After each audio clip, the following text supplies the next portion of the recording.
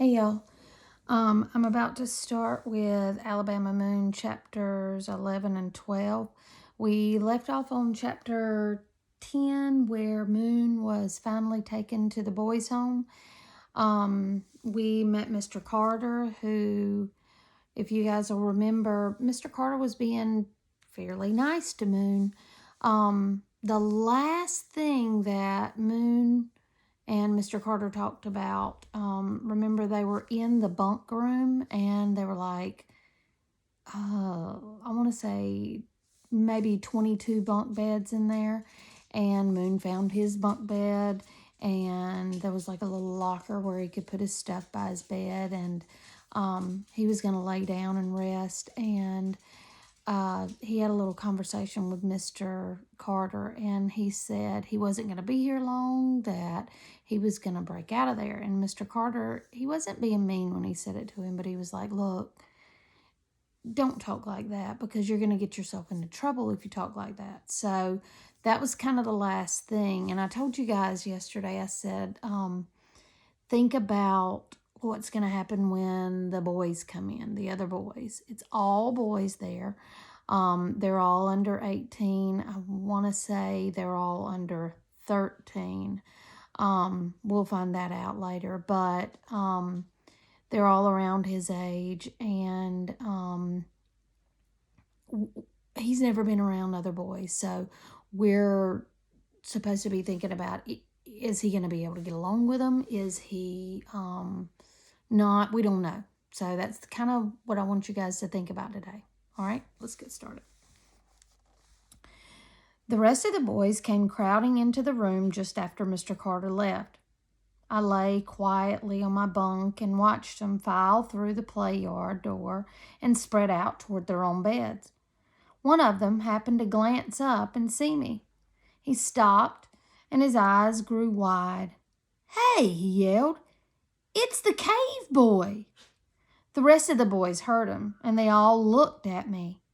I lay there and didn't move. "It is him," someone else yelled. "The kid they talked about on TV. It's the wild boy." I watched as everyone gathered around me. I paid the most attention to the tallest boy, who seemed to be moving through the others to get closer. In a moment, he was standing before me, staring at my face, poking from the blankets. So Moon's got his blanket kind of over him, and he's looking up at him, okay? "You that wild kid?" "I don't know," I said. "You the one got arrested yesterday?" "Yeah." He turned to the others and then to me again. "You don't look so tough." I sized him up. Do you know what that means? Sized him up. Sized him up is a saying that means that he's looking at him to see if he can beat him up. He's sizing him up. He's trying to see, are you tougher than me? So Moon's looking at this kid. Remember, he's the tallest kid, okay? So he's bigger than Moon. But remember what Pap said. Pap told Moon he could whip somebody 3 times his size. So Moon's looking at this kid, okay? I'm going to say that again. I sized him up. He was about twice my height and weight. "I can whip you," I said. His face went red. He reached out to grab me, but I was ready for him. I swung my arm from under the blanket and hit him open-handed across the face. Open-handed across the face. At the same time, I leaped up and stood on my bunk. The boys cheered and began gathering closer. The big kid recovered and grabbed for my feet. I danced around on the top of my bed and avoided his hands for a few seconds, but he finally got me and I fell onto the mattress. He dragged me toward him. I took my free foot and slammed it against the other, knocking his fingers between the knobs of my ankles.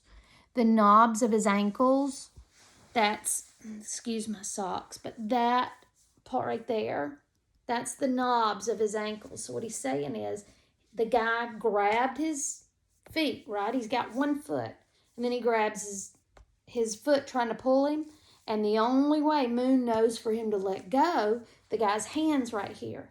So he knocks it with the knobs of his ankles. Boom, knocks them together. got to find where I was.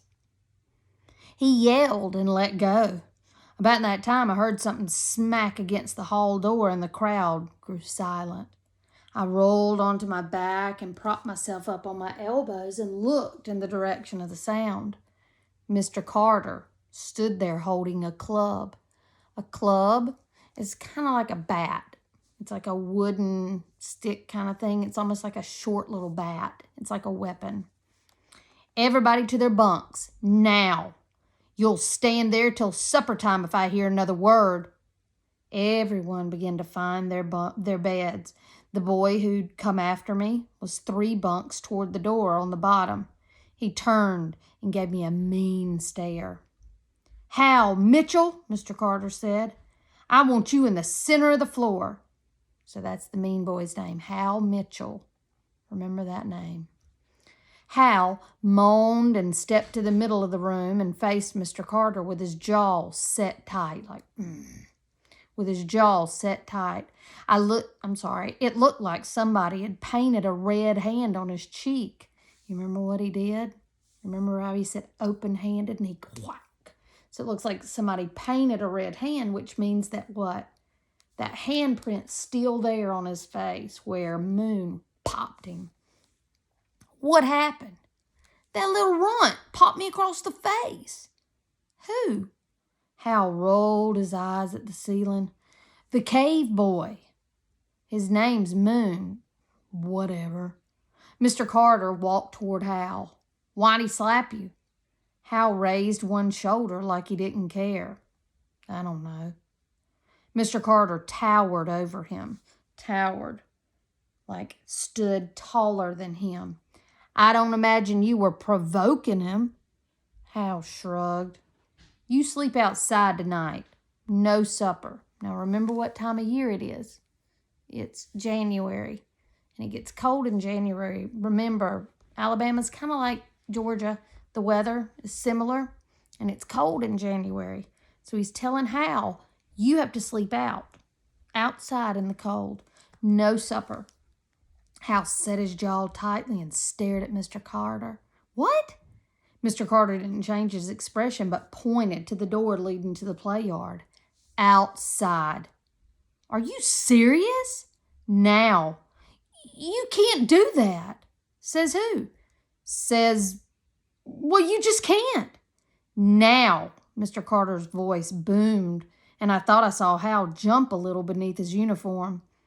Hal began to walk toward his bed. Where are you going? Well, to get my blanket and pillow. It's cold out there. Next time, you ask me first, you hear? I saw Hal's face go red. I might.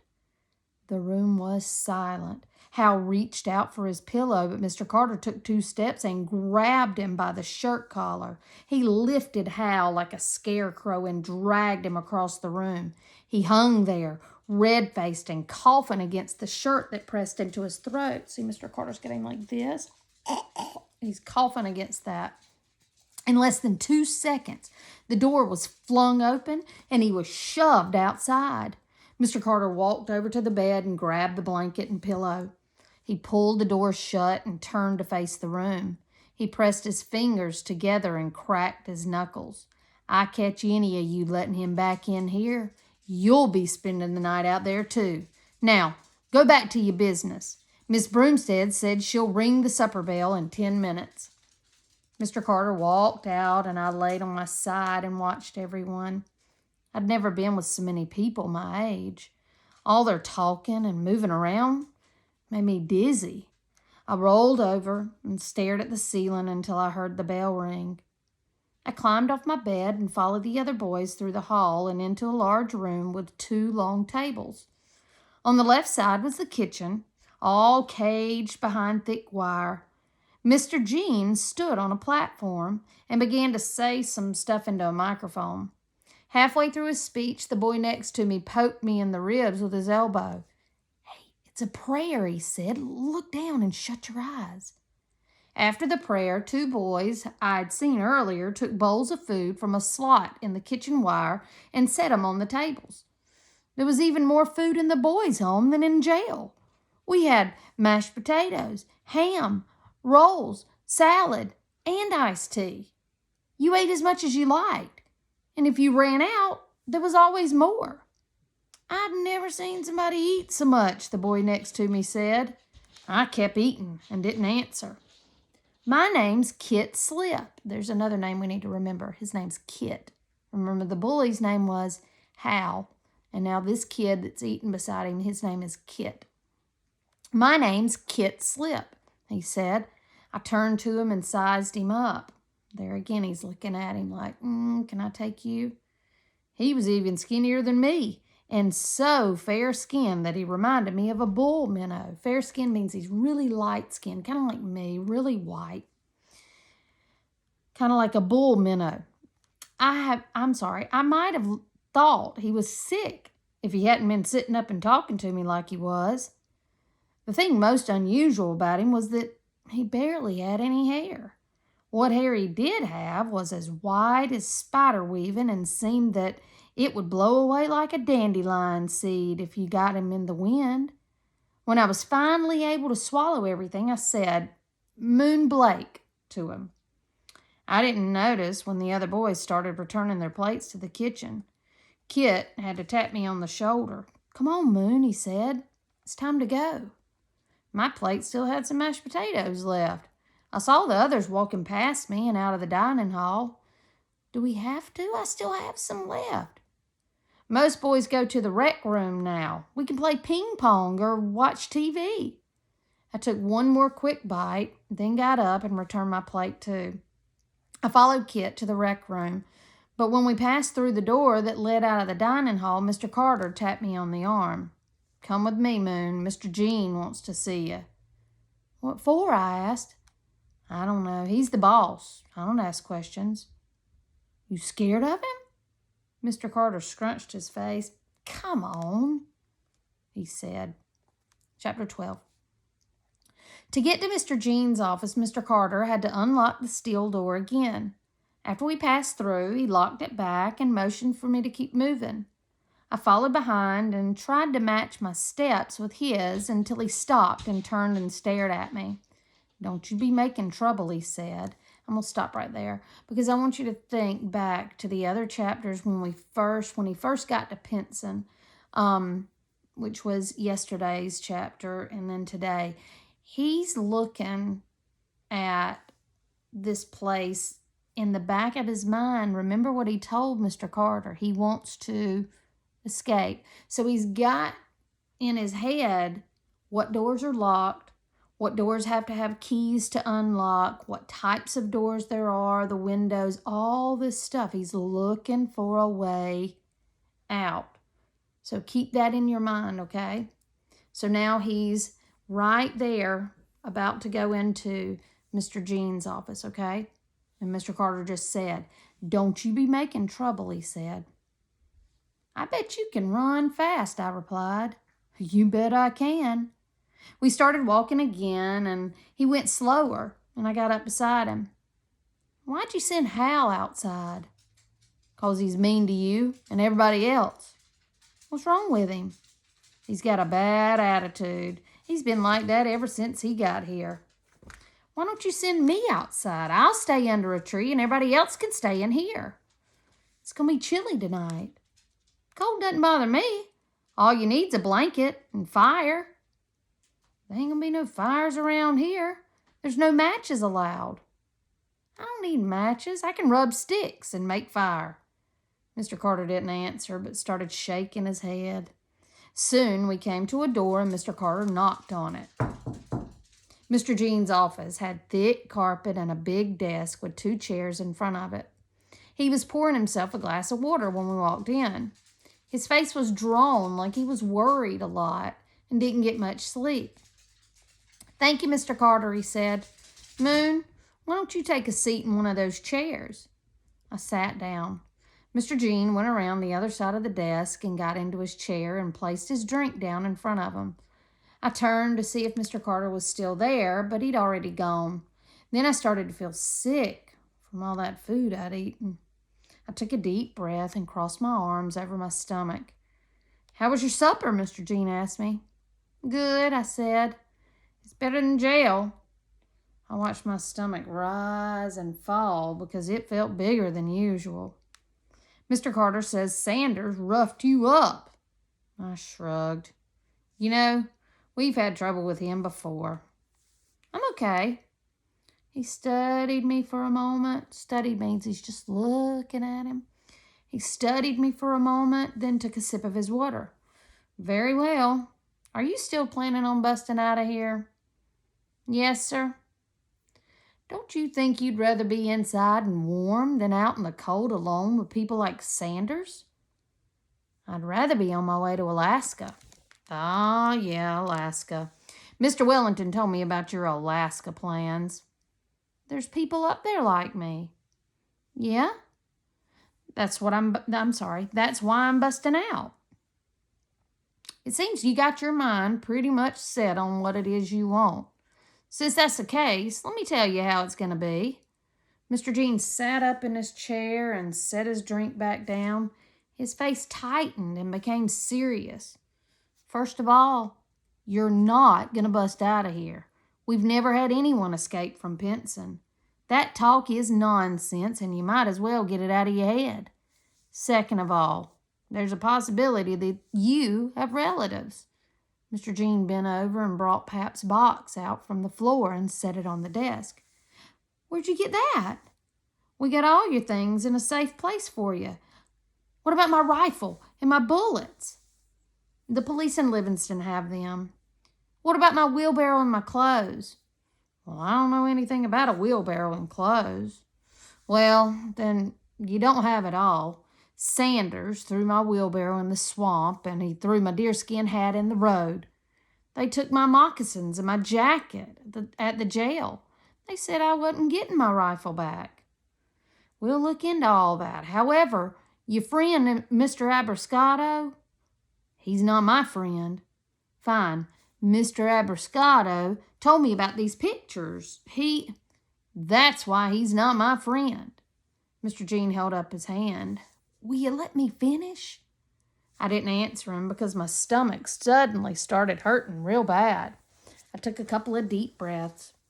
Mr. Abrascato said that one of these men here looks a lot like your father. If anyone turns out to be a relative of yours, then he can claim you. If not, you'll remain the property of the state. If you behave yourself, we may eventually find a foster home for you. Otherwise, you'll remain here until you're 14 years of age, and then you'll be moved to Helen Wheeler, our facility for older teenagers. Do you understand all of that? Now, I need to explain that. What they're saying is, that man in that picture looks a lot like Moon's daddy. Moon's daddy never mentioned having a brother, but that's what Mr. Abrascato's thinking. Moon's daddy had a brother. Now, here's the big thing, though, to understand.